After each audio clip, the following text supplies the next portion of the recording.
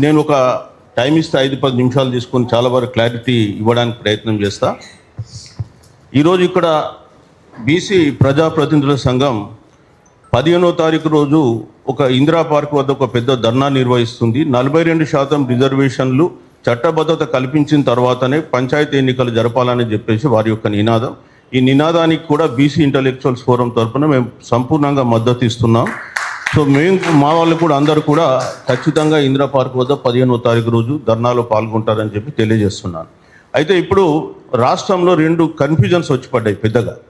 ఏంటంటే ఒక సంఘం ఏంటంటే జీవో ఇస్తే సరిపోతుంది, జీవో ద్వారా మనం 42% సాధించుకోవచ్చు అనేది ఒక వర్గం ఉంది.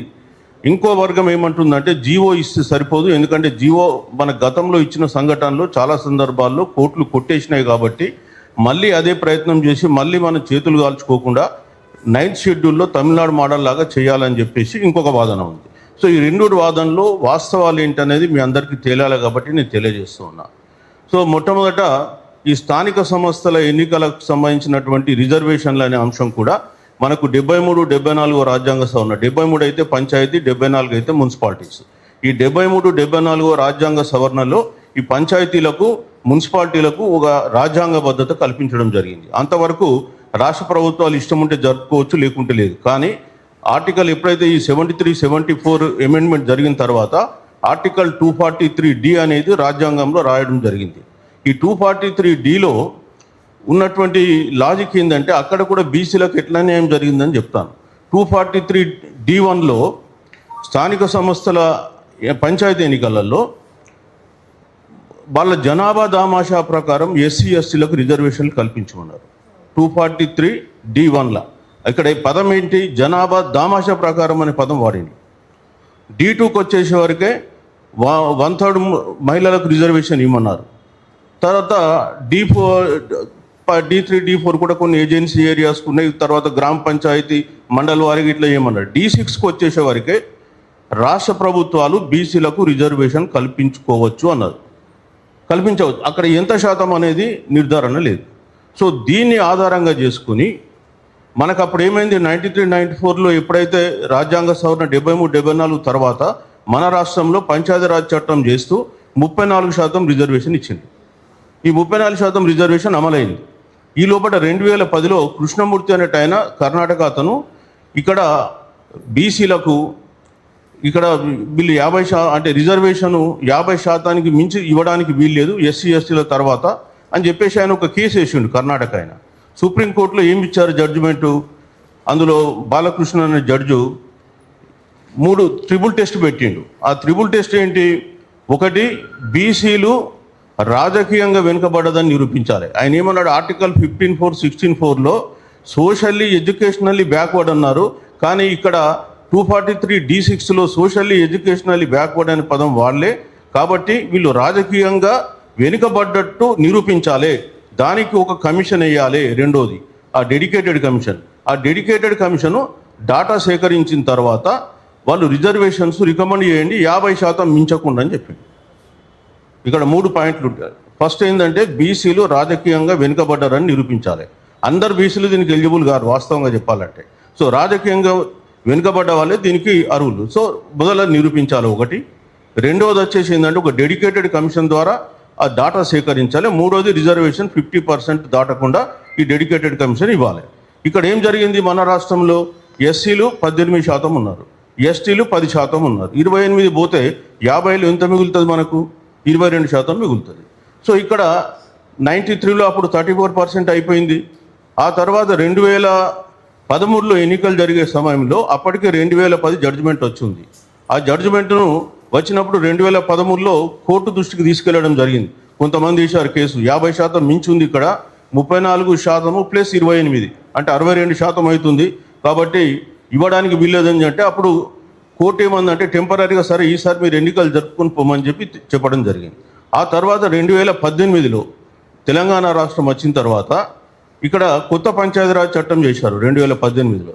అందులో సెక్షన్ 9లో రిజర్వేషన్స్ ఉన్నాయి.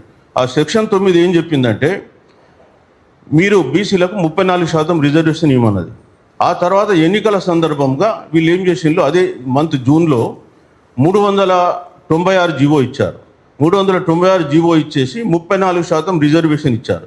దాన్ని ఛాలెంజ్ చేస్తూ స్వప్నారెడ్డి అండ్ అదర్స్ కొంతమంది హైకోర్టులో కేసు వేస్తే హైకోర్టు 62% మొత్తం రిజర్వేషన్ అవుతుంది, ఇది చెల్లదు, మీరు ఇమీడియట్గా తగ్గించుకోండి అని చెప్పేసి కోర్టు కొట్టేసింది. కొట్టేసిన తర్వాత రాష్ట్ర ప్రభుత్వం కేంద్ర ప్రభుత్వం సుప్రీంకోర్టుకు అప్పీల్ వెళ్ళింది. సుప్రీంకోర్టులో ఏమన్నారు, క్వశ్చనే లేదు, మీరు మొట్టమొదటి తగ్గించుకోండి అని చెప్పారు. సో మళ్ళీ ఇక్కడ వచ్చి వీళ్ళు ఆర్డినెన్స్ 2 ఆఫ్ 2018 ఇచ్చి 22% రిజర్వేషన్లు బీసీలకు అమలు జరిగింది. ఇది జరిగినటువంటి వాస్తవం. సో ఇక్కడ జియో ద్వారా వచ్చేది ఉంటే మరి కోర్టులు కొట్టేకపోతుండే. సరే, ఇప్పుడు ఏం ఆర్గ్యుమెంట్ చేస్తున్నాం మనం, జియో ద్వారా ఇప్పుడు ఇస్తే మనకు కొట్టివేయరు అని చెప్పి మాట్లాడే వాళ్ళు కొంతమంది ఏమంటున్నారంటే, ఇప్పుడు డెడికేటెడ్ కమిషన్ పెట్టినాము, తర్వాత మనం కులగణన చేసినాము కాబట్టి మనకు చట్టబద్ధత ఉంది, బీసీల జనాభా తేలింది కాబట్టి ఇప్పుడు పెంచుకోవచ్చు అన్నారు. సో ఇదే నిజమై ఉంటే మొన్న బీహార్ గవర్నమెంట్ కూడా కులగణన జరిగి అక్కడ రిజర్వేషన్స్ విద్యా ఉద్యోగాలలో 65% పెట్టింది. ఏం జరిగింది? ఇమీడియట్గా జూన్ 2024లో జూన్ 2, 3 డేట్ ఆ రోజు కొట్టేసింది. ఇది చెల్లదు, రాజ్యాంగ విరుద్ధం, ఇది రాజ్యాంగ పరంగా ఓన్లీ 50% లోపల మాత్రమే ఉండాలన్నది. కాబట్టి ఇక్కడ కులగణన జరిగింది, తర్వాత 10% ఈడబ్ల్యూఎస్ ఇచ్చింది కాబట్టి అది 50% సీలింగ్ చెల్లదు అనేటువంటి మాట గతంలో మాట్లాడారు, ఇప్పుడు కొంతమంది మాట్లాడారు. యాక్చువల్గా ఈడబ్ల్యూఎస్ రిజర్వేషన్ 2019 జనవరి 14 నుంచి అమలవుతుంది. సో మరి ఇవి రెండు కూడా ఉన్నాయి, ఉండంగా కూడా కోర్టు కొట్టేసింది 50% దాటదు. సో మరి ఇప్పుడున్న మార్గం ఏంటి, మన ముందున్న మార్గం ఏంటి? అందుకే తమిళనాడులో వాళ్ళు ఏం చేశారు, ఇందిరా సహాని కేసు 92లో జడ్జిమెంట్ వచ్చిన తర్వాత తమిళనాడులో బీసీలకు 50% ఉంటే ఆ రోజు కూడా వాళ్ళకు కొట్టేసింది. సో వాళ్ళు ఏం చేసినారు, ఇమీడియట్గా జనాభా లెక్కలు కొంత సేకరించుకొని శాంపుల్ మోడల్లో వాళ్ళు ఒక చట్టం చేసి బిల్లు మనలాగానే పాస్ చేసి కేంద్రానికి పంపించారు 94లో. ఆ కేంద్రము దాన్ని ఆమోదించిన తర్వాత ఆ చట్టాన్ని మళ్ళీ 9th షెడ్యూల్ పెట్టడానికి మళ్ళీ ఒకసారి పంపించారు. ఇది ప్రొసీజర్ 2 అంటారు, 31B అండ్ 31C కింద. సో ఈ 2 సార్లు పంపాల్సి వస్తుంది. వాళ్ళు కూడా పంపిళ్ళు, మన వాళ్ళు కూడా ఇప్పుడు పంపినటువంటిది సేమ్ 31Bలో వాళ్ళు పంపించారు, 31Dలోనే పంపించినారు. తర్వాత 31Bలో 9th షెడ్యూల్లో పెట్టడానికి ఉంటుంది. అయితే 9th షెడ్యూల్లో పెట్టినంత మాత్రాన మనకు రక్షణ ఉంటుందా? 2007లో సుప్రీంకోర్టు ఒక జడ్జిమెంట్ ఇచ్చింది, 9th షెడ్యూల్ కూడా మేము రివ్యూ చేయగలం అంటే కరెక్టే, సుప్రీంకోర్టు జడ్జిమెంట్ ఇచ్చింది 2007లో కూడా.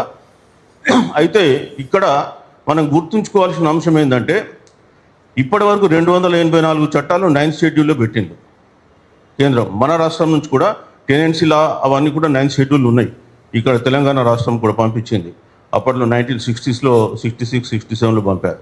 సో ఏం జరిగింది, ఇప్పటి వరకు ఒక్క చట్టం కూడా సుప్రీంకోర్టు కొట్టేలే, ఒకటి. రెండోది, ఇప్పుడు తమిళనాడు యాక్ట్ కూడా సుప్రీంకోర్టులో వాళ్ళ దాంట్లో హియరింగ్లో ఉంది, కానీ ఇప్పటివరకు దాన్ని ముట్టలేదు సుప్రీంకోర్టు. 30 సంవత్సరాలు, 94 అంటే 20, 31 సంవత్సరం నుంచి తమిళనాడు వాళ్ళు దీన్ని ఎంజాయ్ చేస్తున్నారు. కాబట్టి మనం ఏమంటున్నాం, తమిళనాడు మోడల్ లాగా పోతే మనకు చట్టబద్ధత ఉంటుంది, శాశ్వతత దానికి కూడా ఉంటుంది. అది లేకుండా మనం ఏం చేసినా అది టెంపరీ మెథడ్ అవుతుంది. తర్వాత ఇంకొక ఆర్గ్యుమెంట్ కూడా ఏం తీసుకొచ్చిందంటే, ఇవాళ జీవో ఇచ్చేసి అంటే పంచాయతీ రిజర్వేషన్ల శాతం పెంచుతూ జీవో ఇచ్చి తక్షణమే ఎలక్షన్ నోటిఫికేషన్కి వెళ్ళిపోతే కోర్టులు ఇంటర్ఫియర్ కావని అనుకుంటున్నారు. అది కూడా రాంగ్. ఎందుకంటే లాస్ట్ టైం 2018, 2020లో మహారాష్ట్రలో జరిగింది ఏంటంటే, ఇట్లనే రిజర్వేషన్ వాళ్ళు పెంచి పంచాయతీ ఎన్నికలకు నోటిఫికేషన్ ఇస్తే సుప్రీంకోర్టు కొట్టేసింది. అది కొట్టేసి మళ్ళీ 350, 360 గ్రామ పంచాయతీలకు వాళ్ళు వితౌట్ రిజర్వేషన్స్ వాళ్ళు జరిపారు. సో ఏదైనా ఇక్కడ మనకు అనేకమైనటువంటి ఎగ్జాంపుల్స్ ఈ దేశంలో మనకు అందుబాటులో ఉన్నాయి. కాబట్టి మేమేం కోరుతున్నామంటే 9th షెడ్యూల్లో పెట్టండి అని అంటున్నాం. సో 9th షెడ్యూల్లో పెట్టడం పెద్ద టైం బట్టే ప్రాసెస్ కాదు అని, లేదో మనం హిమాలయ పర్వతాలు మూవ్ చేసేటువంటి సిచ్యువేషన్ ఏం లేదు. కేంద్ర ప్రభుత్వము వాళ్ళు ఈడబ్ల్యూఎస్ రిజర్వేషన్ ఇవ్వాలనుకున్నప్పుడు ఎప్పుడో ఉన్నటువంటి మేజర్ సిన్హా కమిటీ రిపోర్టు తీసి దుమ్ము దులిపి జనవరి 7, 2019 రోజు వాళ్ళు కేంద్ర క్యాబినెట్ ఒప్పుకుంది. 8 రోజు లోక్సభ క్లియర్ అయింది, 9 రోజు రాజ్యసభ క్లియర్ అయింది, 12 రోజు రాష్ట్రపతి క్లియర్ చేసిండు, 14 రోజు నుంచి దేశవ్యాప్తంగా అమలవుతుంది. ఎన్ని రోజులు చేసిండండి? వాళ్ళకి ఇష్టం ఉంటే బీజేపీ గవర్నమెంట్ 2019లో వారం రోజులలో ఈడబ్ల్యూఎస్ దేశవ్యాప్తంగా 10% రిజర్వేషన్ అమలు చేసింది. మరి దీనికి ఎందుకు చేస్తలే? ఇప్పుడు మీ దగ్గర వచ్చి 3 నెలలు అయింది. ఈ 3 నెలల నుంచి దాదాపుగా 4-5 క్యాబినెట్ మీటింగ్స్, కేంద్ర క్యాబినెట్ మీటింగ్స్ కూడా అయినాయి. ఏ మీటింగ్లో ఎవరైనా చర్చించారా? అంటే బీసీలకు సంబంధించింది అనేసే వరకే దాన్ని ఏ విధంగా అడ్డుకోవాలని చెప్పేసి ప్రతి ఒక్కరు కూడా ఆలోచించేవాళ్ళే. ఇవాళ బీసీలు 61% మన తెలంగాణలో, దేశవ్యాప్తంగా కూడా చూస్తే కనీసం 50 to 55% డెఫినెట్గా ఉంటారు. అట్లాంటప్పుడు 55% జనాభా వాళ్ళ యొక్క పరిపాలన భాగస్వామ్యం లేకపోతే ఈ దేశం ఎట్లా అభివృద్ధి అయింది? కనీసం గ్రామ పంచాయతీ లెవెల్లో రిజర్వేషన్లు వాళ్ళ జనాభా దామాషా ప్రకారం లేకపోతే రేపు తెల్లారి వాళ్ళు ఎట్లా ఎదుగుతారు? ఎట్లా వాళ్ళు రాజకీయ ప్రతినిధులుగా రేపు ఎమ్మెల్యేలు, ఎంపీలుగా అయ్యేది ఎట్లా? ఇంత జరిగి 77 సంవత్సరాలు జరిగినా ఇంకా అణచివేయాలనే ధోరణి ఎందుకు పాలకులకు అర్థమవుతుంది? ఒకటి. అదేవిధంగా రాష్ట్ర ప్రభుత్వం ఉంది. రాష్ట్ర ప్రభుత్వం ఒక్క డెలిగేషన్ అన్న ఢిల్లీకి తీసుకెళ్లారా? మార్చి 15 రోజు ఇక్కడ బిల్లు పెట్టిన రోజు ఏం చెప్పిండ్రు? మేము ఇక్కడ నుంచి అఖిల పక్షాన్ని తీసుకెళ్ళి ఢిల్లీకి పోతాం, అక్కడ ప్రధానమంత్రిని కలుస్తాం, ఒప్పిస్తామన్నారు. తమిళనాడులో జయలలిత ఏం చేసింది?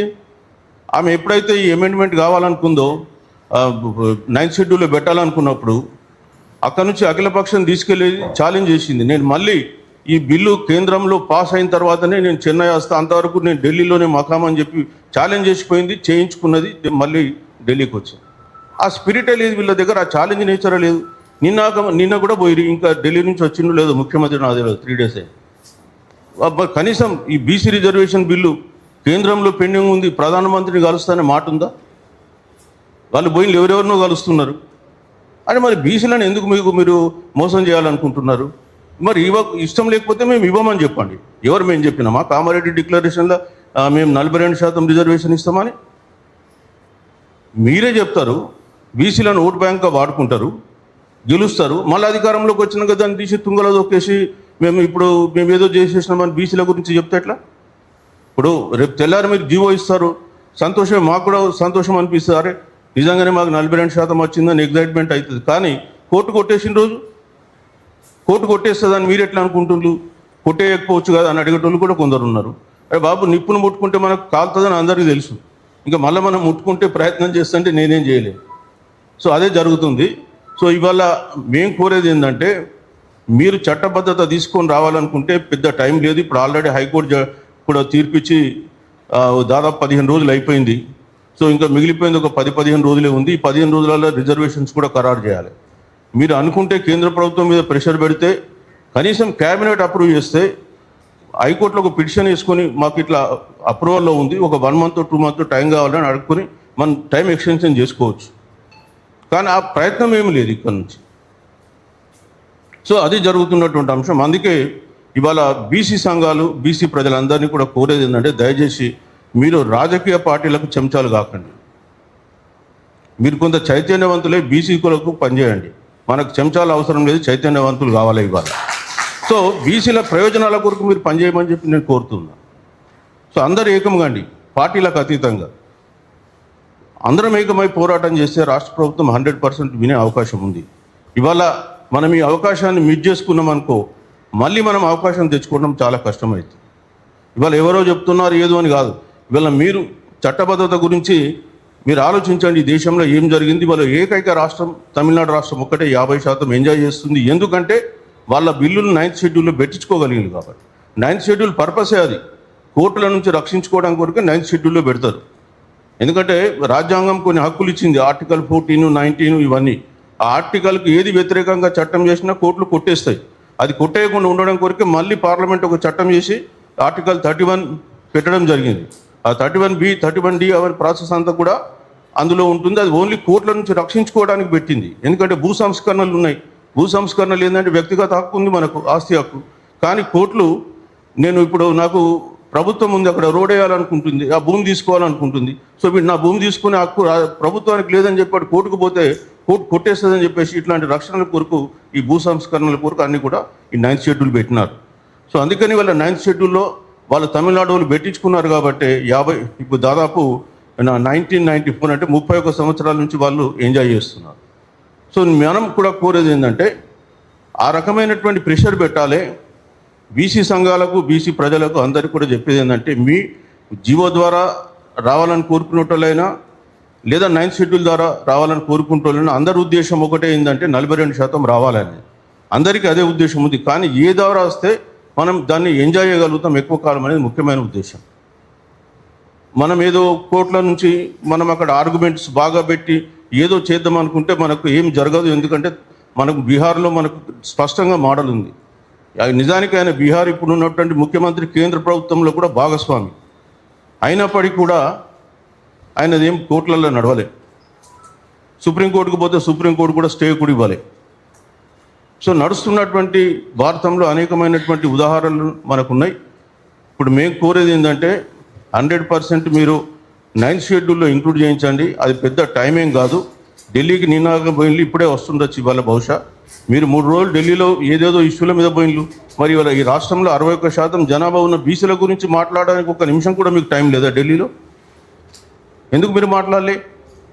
అంటే ఇక్కడ బీసీలు ఏం కాదులే, వీళ్ళు ఇంతేలే, వీళ్ళతో ఏం అయ్యేదేం లేదు, మా ఇష్టం ఉన్నట్టు మేము చేసుకుంటాం, అరుచుకుంటే అరుచుకోండి, ఇవన్నీ జరుగుతున్నాయి. ఇక వాస్తవంగా బీసీలు ఇది ఒకటి మేము అడుగుతున్నాం. ఇంకా ప్రశ్నించితే చాలా ఉన్నాయి. 42% కాంట్రాక్టులలో రిజర్వేషన్ ఇస్తున్నారు. ఏం దానికి ఏమన్నా డబ్బులు అవసరం ఉన్నాయా? మరి ఏముంది ఒక జీవో ఇచ్చేదానికి? రాష్ట్ర ప్రభుత్వం లాస్ట్ ఇయర్ ఏం బడ్జెట్ ఇచ్చిందండి బీసీలకు? ₹1 ఇవ్వలే. బీసీ కార్పొరేషన్కు రూపాయి రాలే. నేను రైట్ టు ఇన్ఫర్మేషన్ యాక్ట్లో తెప్పించినాం. మా దగ్గర అది ఆర్టీఐ ఇన్ఫర్మేషన్ కూడా ఉంది. అరే మరి బీసీలు ఇక్కడ 61% జనాభా ఉన్నోళ్ళు ఏం చేసుకొని బతకాలి? మీరు ఎంగిలి మెతుకుల మీద బతకాలన్నా? మీరు విసిరే ఎంగిలి మెతుకుల మీద పెన్షన్లు లేదా రేషన్ కార్డులు ఇదేనా మా బీసీల బతుకులు? సో మరి బీసీలు ఇప్పటికైనా ఆలోచించుకోండి. శాసించే స్థాయికి మీరు చేరుతారా లేదా యాచించే స్థాయిలో మీరు ఉంటారా? మీరు గులాంగిరి చేస్తారా, పాలకులు అవుతారా? ఏదో ఒక విషయం తెలుసుకోవాల్సిందిగా మేము కోరుతున్నా. మరి ఒక మంచి ప్రోగ్రాం ఏర్పాటు చేసినటువంటి బీసీ ప్రతినిధుల ఫోరంకు నేను ఈ సందర్భంగా ప్రత్యేకంగా అభినందన తెలియజేస్తూ తప్పకుండా మీ వెంట మేము ఉంటామని చెప్పి తెలియజేస్తూ సెలవు తీసుకుంటున్నాను.